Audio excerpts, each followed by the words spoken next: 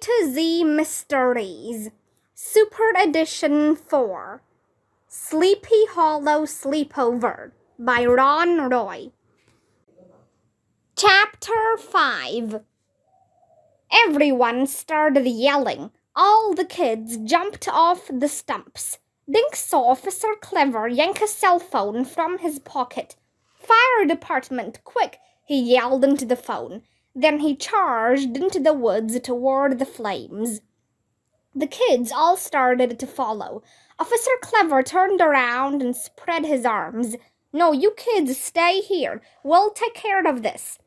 The kids gathered in a group. Dink, Josh, and Ruth Rose found Candy and her two brothers in the crowd. Everyone was talking at once. Josh ate the marshmallow off his stick.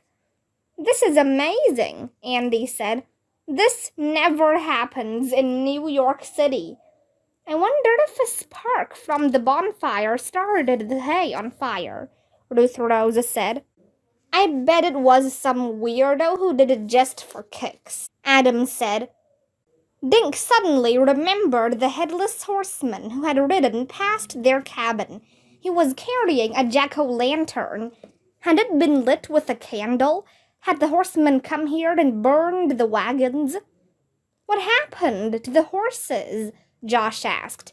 "They must have run away when the fire started," Ruth Rose said. "How are we supposed to get back to our cabin?" Josh asked. Even standing where they were, yards from the fire, Dink could feel the heat and smell burning hay and wood. Some of the smoke drifted their way, making his eyes sting. Then Dink thought about the two men he'd seen near the horses when he'd chased his pumpkin. At the time, he'd thought they were police officers, but were they really cops? Had those men set the fire? "Somebody will come and get us," Ruth Rose said. "They won't leave a bunch of kids stranded in the woods on Halloween night." "It's probably just another trick," Andy said.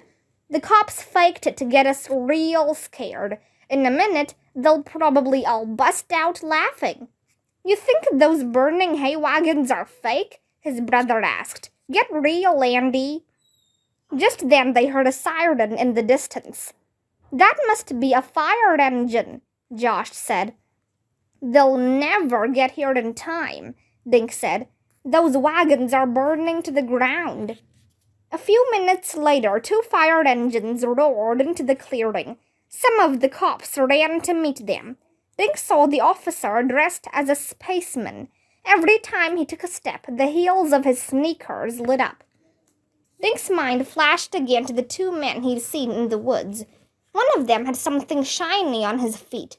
Was this officer dressed as a spaceman one of the two men? Had they burned the wagons? Dink shook the questions away. He must have seen fireflies. One of the firefighters jumped from his truck to the ground. "What's going on?" he asked the cops. "Hay wagons on fire," the officer dressed as a space guy answered. "Did you bring water? There are no fire hydrants out here." "Yeah, we have a full tank," the firefighter said. He climbed back into his truck and drove toward the burning hay wagons. Officer Clever came running out of the woods. "That fire is no accident," he said to the spaceman. "It was deliberately set." "How do you know?" his companion asked. "We found matchbooks on the ground," Officer Clever said. Dink and all the other kids watched the firefighters pull hoses and fire extinguishers from the trucks. Minutes later, the flames were gone, replaced by smoke, steam, and a damp smell in the air. Officer Clever walked over to the kids. His face was streaked with ashes. "Pretty exciting, eh?" he said. He smiled, but Dink could tell he was upset. His hands shook as he wiped soot from his face. "Let's go back to the circle, kids." The kids sat on stumps, and Officer Clever joined them. "The wagons burned up," he said, "but don't worry, we'll get you all home." "What about the horses?" Josh asked. "They ran into the woods," Officer Clever said. "Officers are out looking for them." "Who did it?" Adam asked. Officer Clever shook his head. "I don't know. But whoever it was is a real jerk, he said. Officer Clever, Dink said. I may have seen who set the fires. Everyone looked at Dink. He felt himself blush. Officer Clever asked, What's your name, son? I'm Dink Duncan, Dink said. You picked us up at our cabin. Oh, yeah, you're here with your dad, right? Officer Clever asked. Staying in haunted house? Dink nodded. What did you see? Officer Clever asked. I was bowling, and my pumpkin rolled into the woods, Dink said. When I went after it, I saw 2 men over by the wagons. 2 men? What did they look like? Officer Clever asked. I couldn't really see their faces, Dink said. I think they had Halloween masks on. I thought they were officers like you. What were the men doing? Officer Clever asked. Dink thought back to what he had seen. They were petting the horses, he said. At least I think so.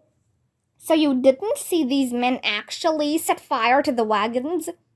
Dink shook his head. No, I thought they were just checking on the horses. Dink decided not to mention that he thought he'd seen something shiny on one of the men's feet, or that the officer dressed as a spaceman had sneakers that lit up.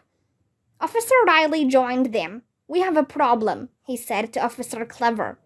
Another one? What is it, Billy? Officer Clever asked. My cruiser's tires are all flat, he said. Some crackpot let the air out, so we have no wagons and no car. None of us can leave here. You mean we have to stay out in the woods all night? Josh asked.